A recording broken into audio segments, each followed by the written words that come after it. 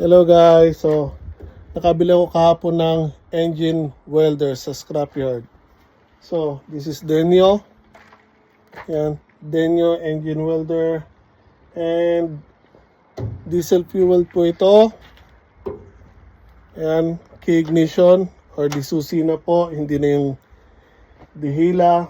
Ito may controller siya dyan or selector ng voltahe ng welding nyo or yung kuryente. So, binili ko to sa scrapyard again. Hindi po siya umaandar. Sira po yan, kaya nga po binenta yun sa scrapyard. Pero, malakas ang loob ko.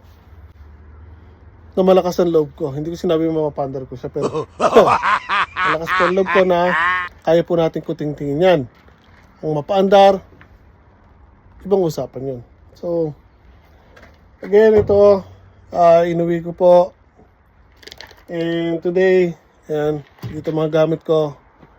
Papaandarin po natin siya or tatry natin ayusin or paandarin.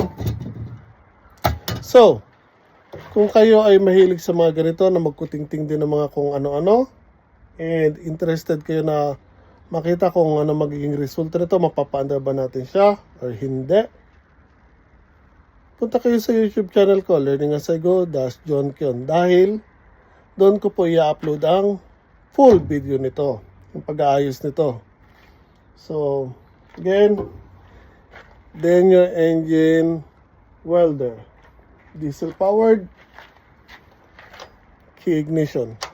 So, pag ginagawa nyo, punta na kayo sa YouTube channel ko, Learning As I Go, John Kion. Bilisan nyo na.